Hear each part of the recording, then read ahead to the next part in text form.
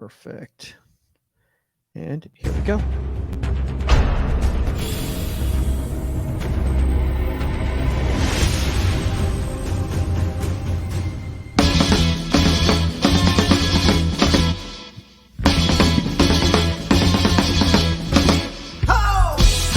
Welcome to Inside the 18. I'm Michael Matchett, live once again from Stevens Point, Wisconsin at lovely Camp Shutout. With me, not 17 different goalkeepers like we had earlier on the staff assistant Camp Shutout superhero goalkeeper draft, but joining me is somebody who's got a journey that's kind of like a superhero. We have Washington and Lee goalkeeper Will Joseph. Will, first off, dude, this is a lot of fun. I know we've been chatting quite a bit at camp this week. Yeah, absolutely. Thank you for having me on the show. I'm really excited to share my story. It's quite an interesting story that I've got. So let's talk a little bit about that. So first up, before we kind of get into today's topic, and that's late identification, because obviously, like you said, you kind of got picked up late as a goalkeeper. Why don't you kind of just tell everybody about like what you're doing right now? You're at Washington and Lee, how that's all going for you. Yeah, absolutely. So I'm currently at Washington and Lee University. It's a small liberal arts D3 college in Virginia, in Lexington, a small town. I just finished up my freshman year. I'm going to be a sophomore, going to preseason about 2-3 weeks now. So, just getting some good training here, coaching in at Camp Shutout. So, yeah. So speaking of that obviously, so you're like obviously staff assistant, kind of like we had all the staff assistants on earlier and everything like that. Like we've been talking about that whole experience and everything. And it's like, it's a weird thing, because it's like, you're not quite a camper, but you're not quite the staff yet. Yeah, no, it's definitely, the past day 2.5 now. So I'm kind of figuring out as we go, but yeah, I mean, obviously we work with the head coaches in our sessions, so some of the staff assistants get to run their own sessions, and Sarky today actually kind of let me run the session, which is really, really awesome. But it's cool. We learn as we go. Sometimes we get to hit some services here and there, but it's really interesting and fun to facilitate these types of trainings. Speaking of that and everything like that, is like you were talking about, like you got to help. Like one of the things I notice a lot with the staff assistants is like a lot of the senior staff like don't look at them as like, go get me coffee. Right. They look at them more as like, hey, if you're here and you want to learn how to coach, like you're going to coach. Yeah. That's exactly how it is. Yeah. Yeah. So like, speaking of that, like, one of the things that I've noticed a lot with a lot of the staff assistants is like, they're trying to use this opportunity to not only like learn how to grow as a coach, but also learn how to grow as a player. Is that something you've been kind of doing? Yeah, no, absolutely. I mean, I think that I think that a lot of the times we think of, coaches were players. No, now they're no longer players. And I think that's kind of how I saw this opportunity. I was going to go coach, but like, I get to train really early in the morning, but coaching, it brings a new perspective. It's different when you're not between the sticks and you're watching the keeper between the sticks, but it definitely helps me. I think that like getting to evaluate these goalkeepers and help them work on their things that they may have weaknesses in. I may have similar weaknesses, so it's helpful for me too. Absolutely. That is a weird thing that you just said there, because like a lot of us, like will look at things and like, oh, it's like such a simple action or whatever. And then like we look at film of ourselves and we're like, oh, I don't do that either. So like maybe I should be a little bit more empathetic towards this player.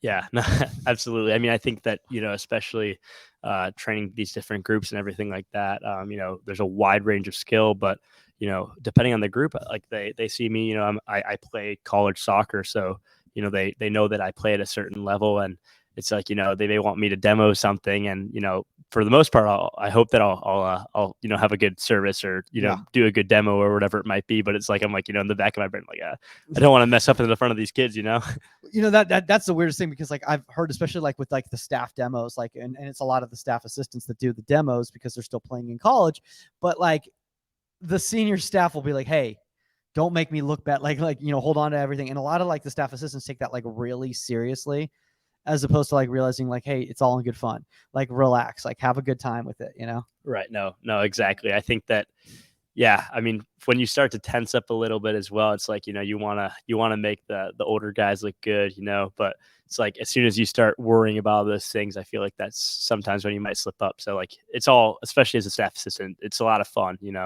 So you got to look at it like that. So talk a little bit about just like, before we kind of get into the topic about late identification, why don't you just talk about a little bit like how this happened for you? How did you even become a goalkeeper? Because this is kind of a crazy story. Yeah. So, I got to go pretty far back actually. And I think when we talked earlier, I didn't even mention this, but I'm from the Chicagoland area. I'm from this small town called Wilmette. And Wait, what's it called again? Womack? Wilmette. Wilmette. Okay. Like my name Will, but then Met at the end. Okay, gotcha. Small town. Maybe some of the people watching may know about it. So I started playing soccer when I was 8. Never really, like when you're young, goalies aren't goalies. It's just you throw someone in the middle of the goal, So I joined this club called Euro. It's no longer a thing anymore, but what was it called? Euro SC. Yeah. Euro FC. That's very vague. Yeah, very, very. We follow European football. It's like, yeah, okay. No, it was just it was a few just buzzwords to get parents to pay money. No, literally, yeah. And the guys that ran it were, they were from, I think my coach was from England. We had a guy from Ireland, maybe from Scotland or something like that.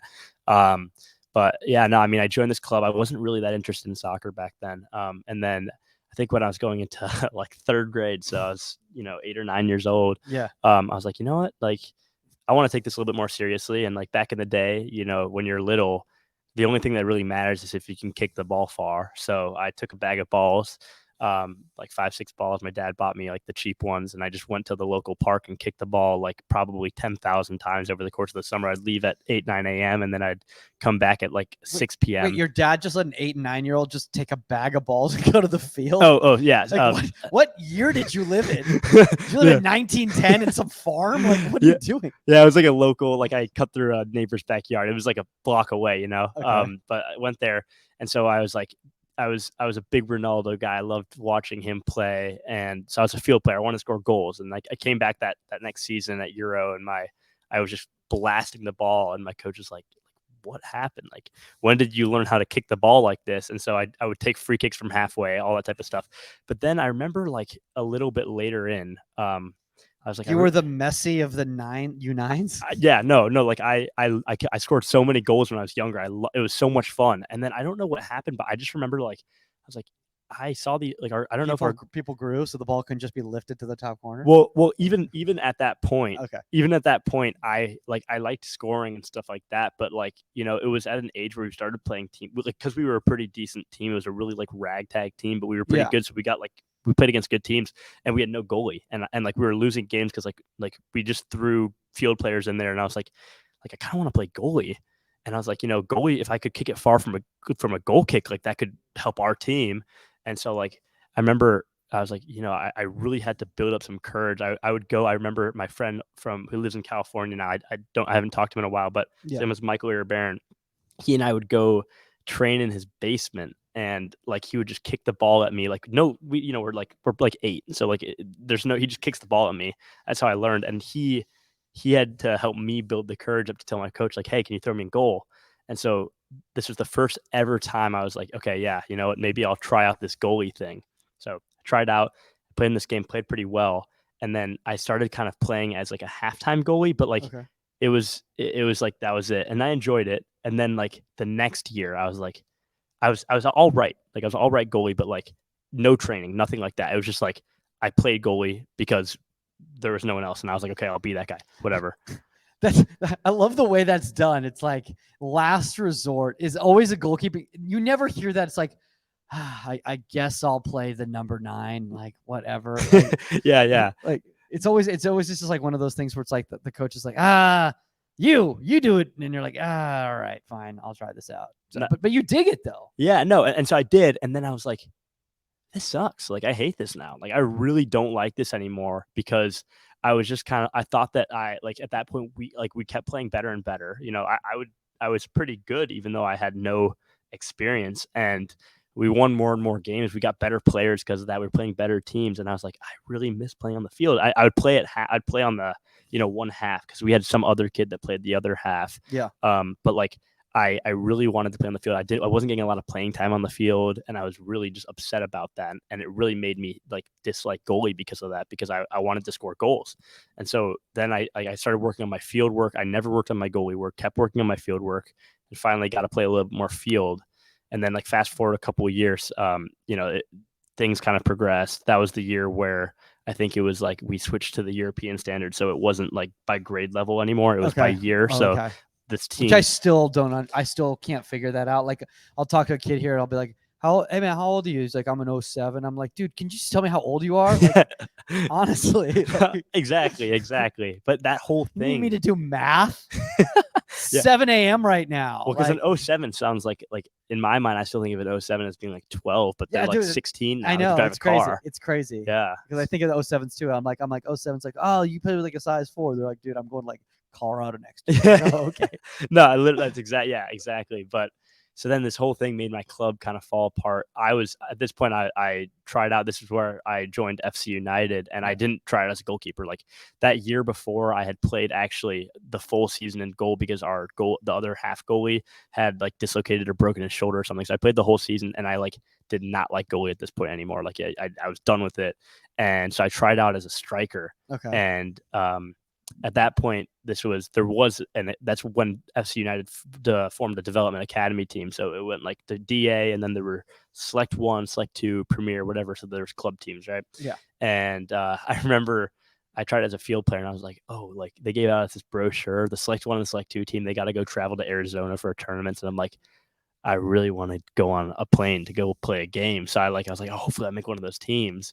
And so I made the Select 1 team as a striker, and I was so excited. And at that point, I think the Select 1 team was actually like the second best team before they made the pre-academy teams and everything. You know, they have like a million teams now.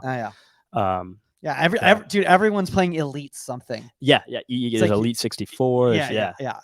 Dude, how?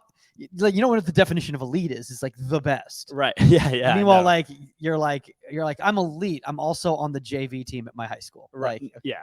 No, I know what you mean. It's like it's just all these buzzwords. It's really just it's just marketing and everything, you know. Yeah. But so I joined the Select team, and at first I played striker. Then by the end of the 3 weeks the team started, I was playing center attacking mid. Then I went up to left wing, like we played like a 4-4-2, so left mid. Yeah. And then, I was tall, and like I had this Serbian coach named Sasha Bogoslavic. He was an awesome guy. He moved me to center mid. He's like, oh, I want your long legs to move the ball down the field fast and stuff. And I was like, all right. It's amazing. So then I was a center mid. And then somehow I got moved to outside back, which I was like, when you're little, like usually they put the outside backs, like they're not they're good players. Yeah. So I was like, that's not good. Yeah. And then finally I got moved to center back, and I was really excited about that. Actually, I think at this point I was in 7th. So you're the only person who's ever been excited to play center back. I was super excited. I was 7th grade. I don't even know if Virgil van Dijk enjoys playing center back. Like, yeah, well, because you know what? I think deep down it's like, it was like, I still got to play on the field, and I got to start every game because there weren't a ton of center backs. At the other positions, I was kind of, maybe I'd start a game or whatever it might be. I was 12 years old in 7th grade. Yeah. But I think deep down it was like the goalie instinct, because it's like being a center back is kind of like, you're not the furthest guy back because you're not the goalkeeper, but you gotta to really command your back line. You're practically like a goalkeeper who can't use their hands. So I was like, I loved it. Yeah. But yeah, so then that's kind of where once I was at center back, I enjoyed it. And then this is kind of where my story just completely took a shift. Okay. It was like, I was 7th grade, and I remember like our goalkeeper, he was getting injuries. Like there were just a lot of like things going on. And it was like my one of my friends who played at Euro with me, he was also on my Select 1 team. His name's Ronan. And his dad was like, Will, like you should try out goalkeeper again. And I was like, I don't know. Like I left. Because you had such a bad experience when you were younger about it. Because and I think that happens to a lot of young players, to be honest with you. Like I think a lot of we lose a lot of great goalkeepers at the younger ages because of a lack of awareness from the outfield coaches on how to handle these players and how to handle their development, or they're looking for the wrong qualities. They're just, or they're just so focused on winning and achieving that they're not really putting the goalkeepers in a position where they're going to grow and keep improving as the game continues. Yeah, no, you're absolutely right. And Yeah. like that, I did lose my interest, but yeah, it was so seventh grade. I like kind of took a shift. At this point, I don't quote me. I don't know if Stan was at FC yet. He might have still been at Fire, but I remember there was a goalie coach, Coach Video. He's an Argentinian guy.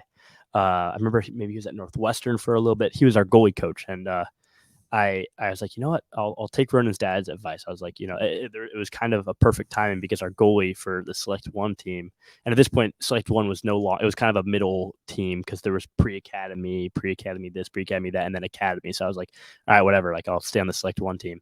And our goalie got hurt in a game, and so we had no goalie. And I was like, all right, well, I better go start doing something like to at least get some work. But then like there were some obstacles. I couldn't get to goalie training, like they wouldn't let me or something. Yeah. So I volunteered and I played really well, and it kind of put me under a spotlight. But I was like, okay, so like maybe goalie is going to work out, Yeah. And then I was like, it was towards the end of the spring, and tryouts are in May. And I was like, I'll try out as goalie. I had no technical experience. I was really nervous about that because I was like, I'm 13 years old at this point, like they may have me do stuff and I like don't know how to dive properly. I don't know how to do this properly. I don't know how to do that properly. Like it was just all instinct at that point. And so I showed up to this tryout, and it was in seventh grade, and I played it right. And I thought I was like, yeah, I could make this Select One team, whatever it might be. Later on, I go to learn that like I was like they released the squads, and I wasn't a goalie because they listed what position you were, and I was devastated. And I remember my coach telling me, he's like, yeah, like you're not good enough to be a goalie on the Select One team. Like you would have been dropped, either to Select Two or Premier or whatever it might be. And I was like this isn't right. Like I know, like I thought I was a stronger goalie than the goalie that we had. Yeah. Which was it was kind of it was heartbreaking for me because I didn't know if I wanted to continue doing goalkeeping after that. Yeah. So yeah.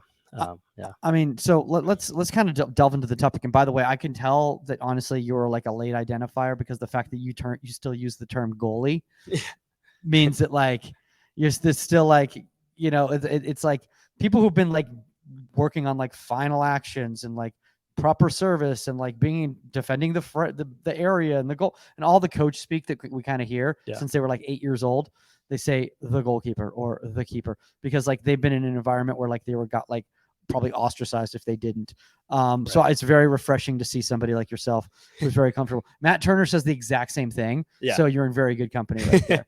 Yeah. And he's also a late identifier. So let's talk about that. What do we mean by a late identifier? Yeah. So, I mean, when I think of this, it's like, I think a lot of the goalkeepers nowadays, they start really young, that I don't really know because like I was so late. Yeah, but you've been around it and you can tell. Yeah, so like I mean, I see kids, they're 8, 9 years old right now, and they're already getting into goalkeeping. They're getting their eyes in front of coaches. Coaches are putting them in these academy programs, whatever it might be. But like I had no experience. I was 13, 14 years old, and I ended up getting kind of scouted by Stan.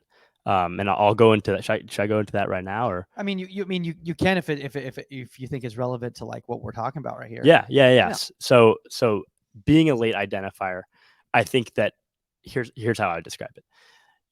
I think that when you see all these goalkeepers, especially if you're later, I'd say like 13, 14 years old, maybe going into high school, that type of age, and you're not a goalkeeper, you see people around you because you're on an established team or whatever it might be, and you think of an established goalie, like this guy, he's been there, he knows what to do. And, if you have interest in the position, but you feel nervous or scared or whatever it might be, it's like you kind of feel intimidated. And I didn't know if I could do it. But yeah, I mean, yeah, that's how I would define it. I don't know how to do it like completely succinctly, but in a broad way. It's okay. It only takes 350 episodes to be able to get to that point. Yeah. I should have heard episode 1. By the way, the first episode of Inside the 18 and for anybody out there listening who probably has never heard that episode before, one of the people on the call did not have the audio of one of the co-hosts, so they could literally not hear any of the questions that were being asked whatsoever. So it was a lot of like, yeah, and just dead air. Yeah, and we'd be like, all right, and what he's trying to say by that is blah blah blah. So shout out to Kel Roos, who's our first guest. Okay, anyway, so let's kind of get back into this right here. So if a young player decides, oh, I want to be a goalkeeper, and it's like late, it's like they're like 14, 15, 16 years old, like what are the first things they should do? Yeah. Yeah. So I'd say the first thing that you want to start doing is you gotta get into you gotta read you gotta let your head coach know, especially if you're a field player like I was, right? You have to let your head coach know. Sasha was he was always there for me. He always supported me. And I think that when I got that cutting message that I wasn't going to make the team, he was the one who let me know that news. It was feedback that I needed to know. But you need to let your head coach know because especially if you're close with them, they're going to want to help you and they're going to want to point you in the direction to go. And coaches have so many connections. Some people may not have the opportunity like I did to go to a goalkeeper coach at my club. But they may have somewhere to point you in that direction to go to a goalkeeper coach, whether it's outside the club or whatever it might be. And then at that point, it's like you need a foundation. I had the instincts because I had played a little bit before, but you need especially at that age. It's like some of these kids. I mean, I see them now, 13, 14 years old. It's like they're clean, like they can hit a good volley, they can catch well, whatever it might be. But if you're a kid who can make saves and has a good voice, but you can't do that type of stuff, it's like you're not in this day and age, you're not going to get the eyes that you need. So you need to figure those things out. You need to, with a coach or watching videos or whatever it might be, clean up on those things first. I will say this. I get a lot of young goalkeepers that reach out to me or their parents reach out to me around early high school age, 14, 15, 16. And a lot of it is because they'd been playing multiple sports. Yeah. So they'd never really thought about it. So a lot of them, it was like, I was a baseball player, I was a football player, I was a basketball player. My friend plays soccer. He says I should go out. I went out there. He thinks I'm pretty good. I kind of want to try this, that sort of thing. I think one of the problems that happens with that is like we put those types of players in an environment too quickly before they have any sort of foundation. So like I personally recommend spending some time, whether you're at a club or, you're on your own with a private coach or having a club goalkeeper coach and talking to them and say, hey, I want to take some time to really do this. Maybe I can go down to a younger age group and get some foundational work. What do you think about that? No, absolutely. I mean, that's kind of what I ended up doing. Okay.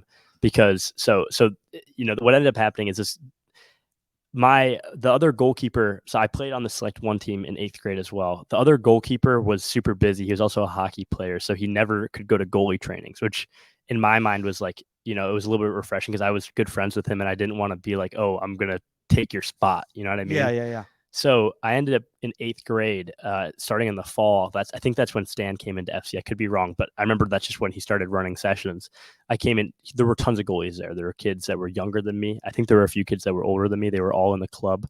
But the goalkeeper who was on my team, he wasn't there. So I was like kind of training in the shadows. No one knew that I was training. I just was getting better while people just thought I was being a center back, But I mean, I wouldn't be afraid to train with younger goalkeepers. Like, these kids are better than me. Like they're going to make me better. If you train with people that are better than you, even if they're younger than you, you shouldn't be afraid of that. It's going to make you better, Absolutely. I mean, and it's like, I was even just thinking about it, like in regards to like here at camp, right? Like here at Camp Shutout, like there's with all the different groups, like it's not like every group is like a specific age. Like there's some groups, it's like the ages are all over the place just based on like what's going to be the most beneficial for that person while they're here at camp, Right. Let's talk a little bit about like, okay, now you get on a club team and you've never gone through this before. Now you're a little bit different story because you were still playing on the field. Right. So it's not like you're new to soccer type of a thing. Right. So what do you suggest? Like, let's say somebody is told like they're a baseball player or whatever. It's like, hey, you should try goalkeeping, come out for the high school team. Like what's your advice on that one? Okay. I know, a tough one. Yeah, well, because this happens a lot though. High school, dude. High school's always just grabbing from the basketball. And had they have soccer? Let's just say in this hypothetical, they have soccer experience or no soccer experience. I think usually when it comes to that, most people at least in the United States, have youth soccer experience because they played at some level. Before they started focusing on more of a traditional American sport, for lack of a better term. Yeah. And I think the reason why I have a little bit of a tough time with this question is because I think that one of the things that helped me as a goalkeeper was the fact that I did have that foundation because I could, I could play a good ball. I could talk well, whatever it might be. But at the same time, the other sports also are going to help them. So like as a goalkeeper, obviously, like I always think of us as playing almost like a different sport than soccer. Like our position is so specialized that our trainings are different. We have a different job than the field players do, but I was also a baseball player. I was also a football player. I played tons of different sports, and they all translate, especially You played those all in high school? I didn't play in high school. I stopped playing in high school, and that's where I had to focus on soccer because I ended up, playing with the academy program. But Yeah. yeah, up to freshman year of high school, I had to decide between basketball, baseball, or soccer. So a lot of these American kids, and I recommend, like, I mean, okay, I mean, it's different. It depends on what you want to do, but like, Yeah. I think that playing a lot of sports, especially if you're an American boy or American girl, whatever it might be, it's like it'll help you. Like in Absolutely. basketball, hand-eye coordination, and for being a goalkeeper, um, you know, different communication skills, cutting, agility, that type of stuff. So Lateral movement. lateral movement, you'll have a foundation. You'll probably have good footwork. You'll have those different types of skills that some soccer players that didn't play those sports may not have. Yeah. So that at that point, then I'd say, before you even get into the goalkeeping, if you're new to soccer, especially if you only played when you're younger, is like, okay, there are, even though I say that the training for goalkeeper is very specialized, there's still foundations you need to know, like, being able to play a good ball, passing it, like simple passes like that, stuff like that. I mean, I'm sure that they'll be athletic enough to figure that out quickly and pick up on that quickly, especially if they're coachable. And then I think that, like, getting into goalkeeper training, depending on what sports they played, let's just say they were a baseball player, Yeah. with the hand-eye coordination skills they have, they're probably coordinated and have good feet as well. I'm sure that they'd be able to get into a goalkeeper session, watch kids around them, and it's different because you're going to be diving and stuff like that eventually. Yeah. But I think that getting into a goalkeeper environment, even at that age, like, will be very beneficial to them. And I think that it'll be different, but like, it just will take time. And I'll go over that for myself. But like, that's how it was for me. Like, it was really hard for me to become a goalkeeper. I was a field player, and it was very different. So let's talk. Let's shift gears here, because obviously, for like, look, using yourself as an example, and I don't want to say you're the outlier or Matt Turner's the outlier, because you are, because you went from literally playing on the field to all of a sudden being a DA player, which is a very, very high level for those of you guys who are not living in the United States. The DA was a very high level before MLS Next became a thing. Now you're thinking, okay, what do I want to do now? Do I want to be a field player? Do I want to be a goalkeeper? How did you make that choice? Yeah, no. So it's funny because all of my best friends were on that Select One team, and I had really no ambitions at that point, like, of playing in college. It was like, maybe I could be a solid varsity player in my high school, my junior or senior year. I didn't even know if I wanted to play soccer in high school. I really liked baseball back then.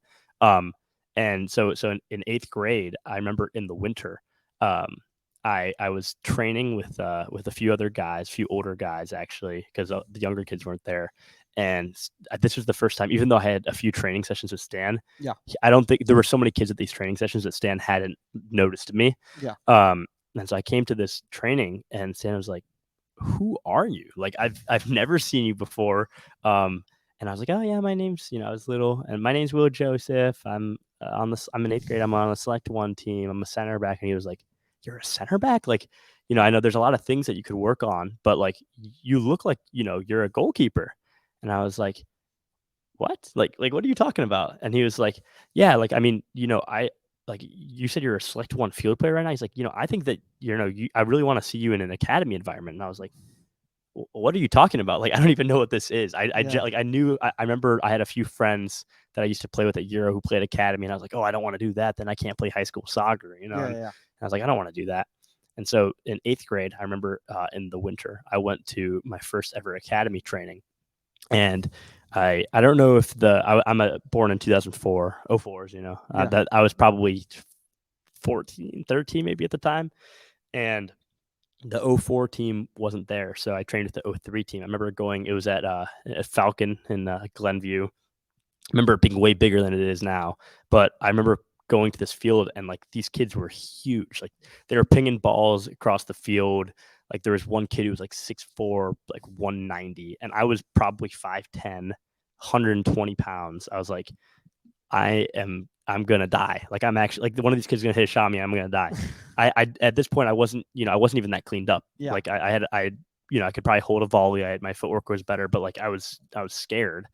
And so I remember playing there, and I forget who was coaching the 03 at that point, but they were like, this kid's pretty good. Like he's pretty good. Like definitely not good enough to play on our 03 team because they were very good at the time. Yeah. But like this kid could be in an academy environment. Like he's good. And so that entire winter I spent training super hard. Again, the goalkeeper on my selected one. At this point, like I was like, okay, maybe academy is something that I could do. But I still wasn't really that sure about it. There was a pre-academy team at that point, and I was interested in that because I could still play high school. But I trained all spring, all winter, and by May, like I knew that I thought I was gonna be on the academy team. And my story there, it doesn't end there. It's pretty interesting after that. But I remember showing up, and the goalkeeper who had just gotten back from, we didn't have any. Or actually, yeah, I didn't. I played center back that entire season, but I was training goalkeeper as in the shadows, and I remember my friend, the goalie, he was like, why are you at goalie tryouts? And like, why are you good? Like, why are you good? And I was like, I've well, been putting this time and you have no idea, dude. You're like Batman. yeah, You're literally like doing all this like vigilante work on the side. No one even knows about it. And literally, how do you have these like skill sets? Yeah, and at that point, I'd also been training with the academy team. In the winter and the spring, I had to go back and train with my my select one team, but I had a lot of experience there, so I got to play in a really high level environment. And I was like, yeah, I trained. I literally didn't tell anyone besides my best friends and like my parents. Obviously, they knew about it. And they were like, that's crazy. Like, and at this point, I went to the club. I didn't have to go to the club tryout, but like I really wanted to, just because I was like, you want to showcase what you've been working on. Yeah, because the academy tryout was separate. It was like there was a tryout for academy and pre-academy, and then there's a tryout for club. And I just wanted to go just because I was like, you know what, like, and I wasn't trying to be cocky or anything. I was just like this is I wanted to show how far I've come, because I was like, I wasn't literally 6 months ago. Didn't even have any idea that I was going to be in the position that I was in then. And I was like, this is awesome. So then I played there and I played well. And then I went to the academy tryout, and I remember it was a weird situation. We ended up back at DA. There was this thing called DP, which is a development player. And so there were 22 games over the course of a DA season that included the showcase. Yeah. And we had 4 goalies that we planned on rostering.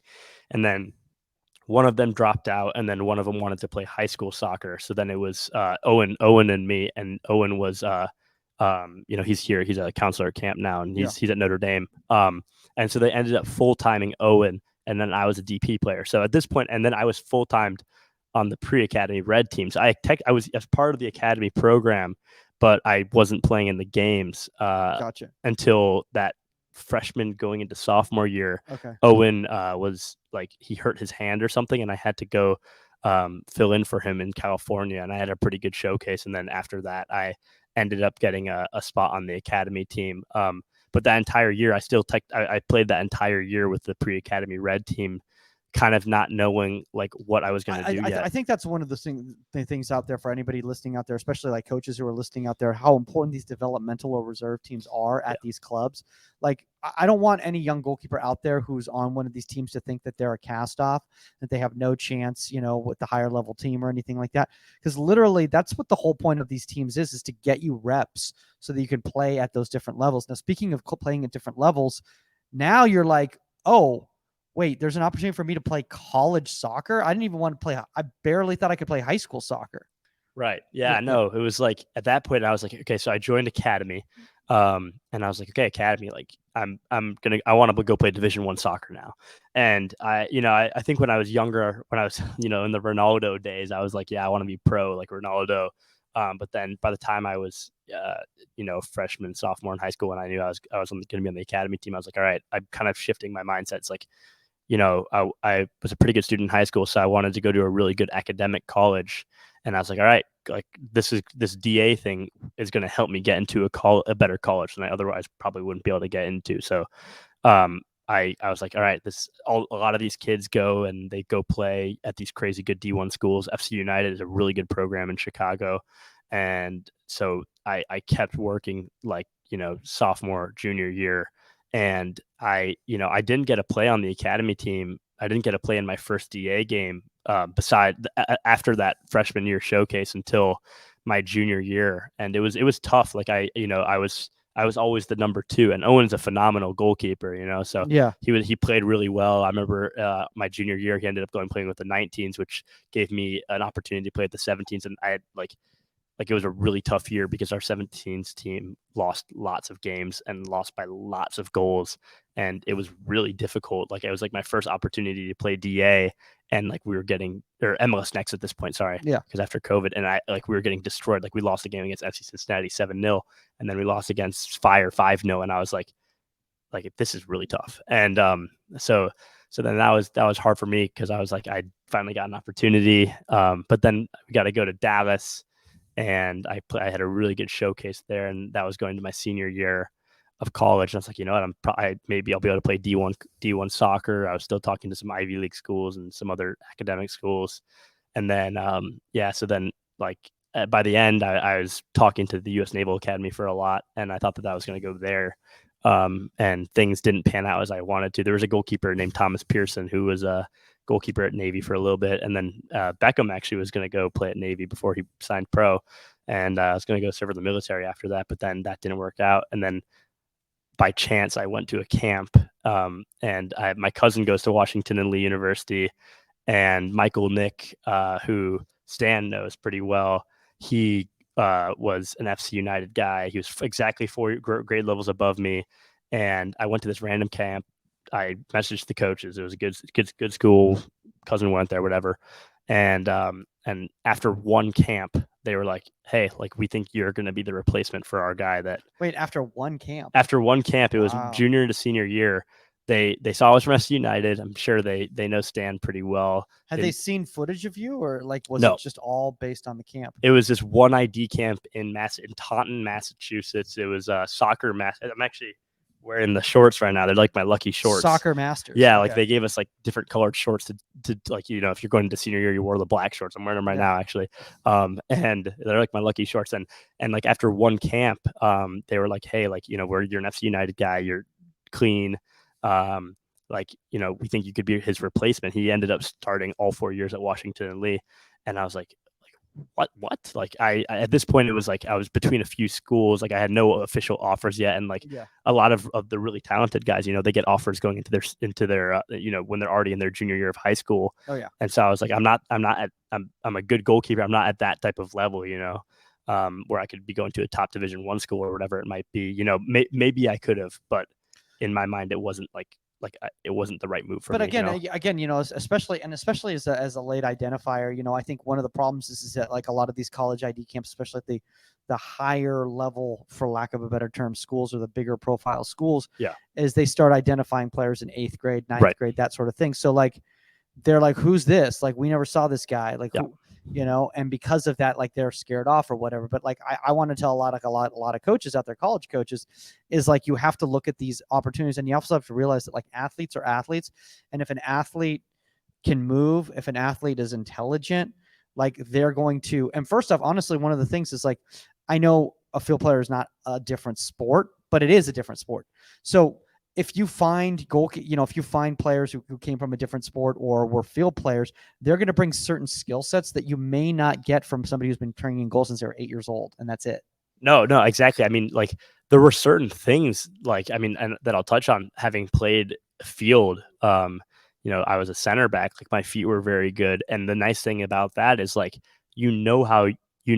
the field players function. I think that sometimes maybe goalkeepers maybe are a little bit sometimes, we're supposed to be connected to our line, and I don't mean disconnected when it comes to actual, passing the ball to them, that type of stuff, but it's understanding what it's like to be in a center back's shoes, what it's like to be in the position of a striker's shoes.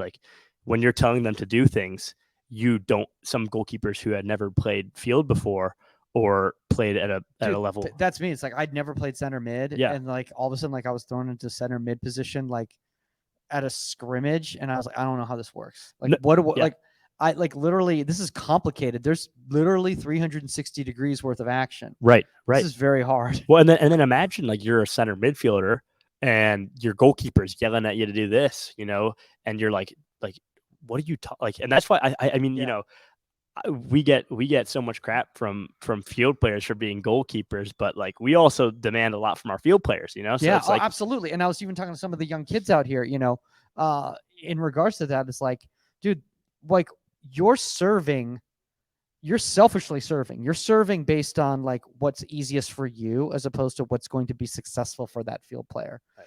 So you need to look at you need to be empathetic, and you need to look at it from the other side. What's going to be the best service for that person? Right. If that was you, how would you want the ball served? And then it like totally changes their perspective on it, No, yeah, absolutely. I completely agree. It's definitely, and I don't know. I think that the field player aspect helped me in many ways, and I think that sometimes even now, like obviously not at a college level, but like if I whatever playing pickup or whatever it might be, it's like sometimes I still want to go hop in at center back. Like I'm definitely not fit enough compared to these field players, but it's like I still have a longing desire to go do it. It's like sometimes I feel like I love goalie to death, just like everyone else at this camp. But it's like you get that longing, especially because I played field literally 4 or 5 years ago, or 6 years ago. I want to say this though, because one of the things that with developmental players, and like we did the superhero draft earlier today, on the podcast, and we had a developmental slot, and so a lot of people were very confused on what developmental meant, and I'm like, a player that's a project, a player that has some qualities, but they're not necessarily, you're not sure of them in the moment yet in the situation. And I think of somebody that's a late identifier as a project. So a lot of schools have to look at that and go like, okay, do we have the time to bring in this player? Because let's say Washington and Lee had no time, they needed somebody right away. Like that's a tough situation to bring in somebody like yourself, and obviously you'd had a few little bit more years, but you get what I'm saying. Right. Well, no, I mean, at that point though, I think that when I got recruited, like from freshman to sophomore year, my freshman year, like I look at tape because I would go to the fields and I'd film myself with my friends taking shots on me, and like, I wasn't very clean. I still had a lot of instinct in me. I played really good games, but I still had a lot of instinct in me. And then going sophomore year, I mean, I'm sure I was better, but like I remember looking at my set position, I'm like, why am I like for a 30-yard shot like squatting to the ground? Like there's no reason for me to be set that high. And then junior year, I remember I did a lot of training with Ross Kane, who's now at Sacramento Republic. I'm not sure I think he's still there, but he really cleaned me up. Like he really, really, really cleaned me up, and he expected a lot from me. And Aiden Crawford also, he and I would go. It was during the pandemic or a little bit after it.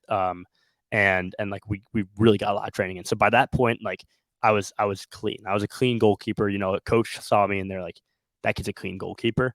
And so, I think like I was clean enough, and I had enough instinct where a coach could be like, yeah, I would want to pick up this kid. I think that's why at the end, like the bigger D1 schools I talked to probably stopped talking to me because I wasn't as clean as the kids that they brought in. Yeah. But a school like Washington and Lee, it's Division III. It's one of the top Division III schools. But I play extremely high line. Stan's cemented that into my brain. And Washington and Lee, the coaches, Coach Singleton and Coach Freeman, saw that. And it's funny because we played the alumni, and Michael Nick came back, and he and I we pretty much play exactly the same. It's actually funny to watch because Stan developed. I mean, at FC, I'm not going to say all of us are the same, but like in many ways, there's many aspects of us because of Stan that we just look very similar. And so after our first game of my freshman year of college at Washington and Lee, I ended up getting to play every single game of the season, and I ended up getting second team all conference and was the freshman athlete of the year nominee at Washington and Lee. I didn't win it. Some other kid beat me. This was for all sports. But I mean, there's certain things. And again, I feel like I haven't said this enough. I mean, when we talk about being a development player, Stan saw, I saw this video, and it sometimes like, I remember watching this video a couple like last year before I went off to college. I think I like honestly started crying because pretty awesome. But Stan took a video of me, 8th grade me, before I had gotten any training, just like talking about myself. And I'd have my little 13-year-old voice talking. And Stan must have saw something. He saw something in me and he ran with it. And like, if we think about a development player, like, I was Stan's development player. He trusted me. There were coaches in the academy program that didn't want me to be on the team. They're like, why are we bringing a center back who has never played goalie into an academy program? This is not the right move. And there were other coaches that trusted me or had faith in me. And they always, and because they had that faith in me, I got to continue playing goalkeeper, and I got to continue developing, and I'm excited to continue developing and becoming a better goalkeeper. But even though I want to talk to all of these people that were in the same position as me, it's going to be different because I was blessed to have Stan in my life, and that's, you may not have a Stan. Maybe you will, maybe you won't. A lot of that is just, kind of luck, Well, if you don't have a Stan, you're very lucky because the Union app does launch on August 1st. If you're listening to this or watching this right now and August 1st is past, we are doing this in the past, which means that we don't know what's going to happen. So congratulations to Zambia for winning the Women's World Cup and all the other things that happened in the month of August to all of you guys right there. I went out on a limb right there. Probably not going to happen. Anyway, speaking of that, guys, the Union app is going to be live in August. Shout out to, it's a place for youth athletes to engage with top pro players and coaches. So these late identifiers have a place to connect with people like Will Joseph, other like-minded individuals. We're going to be doing breakdown sessions where you can bring your own game footage. Let's say you're a center back and you just played your first game in goal. You can bring that footage to a top coach and they can break it down with you and you guys can interact and engage as opposed to just getting a thumbs up emoji or a comment or something like that. There's going to be engagement forums where you guys can connect with other people, whether they're top players or whether they're people just like yourselves. We're going to be doing a lot of cool stuff, private sessions online, sports science stuff, sports psychology stuff. It's going to be really, really cool. And shout out to Camp Shoutout for being one of the first communities on the platform. Will, I think you actually have a handle now on the Union. Do you know what your handle is if anybody wants to connect with you? Yeah, absolutely. It's Will Ray Joe. The Ray is RAY and the Joe is JO. Yeah, you can link up with me there. I would be super excited to talk to anyone. I really, really I love this position and I'm really interested in, I love watching goalkeepers on their own journey. So feel free to reach out to me. I'd love to talk. And I love that, man, because the thing is that I think we all need to keep engaging with young goalkeepers and even older goalkeepers. Like everyone can kind of learn from each other, So if you're in a similar story, reach out to Will, man. I mean, we're going to be doing some college ambassador stuff with some different goalkeepers. Maybe Will's going to be one of them. Who knows? We got to look at the contract, see if it works out. I don't know what the NIL deals are at Division III. I don't know if we have those 7 figures that they're looking for, but we'll yeah, at least $1 million. At least $1 million is what he's looking for. Right there. Obviously, if you want to reach out to us at Goalkeeper Podcast on the Union or contact at insidethe18media.com if you have a guest suggestion or a topic suggestion. If you want to reach out to me directly, it's at Michael Magid on the Union. If it doesn't have to do with goalkeeping, you can reach out to me on what the old things called social media, and that's at Michael Magid on that. That's all the time on Inside the 18, and we are out. Later, guys. See ya.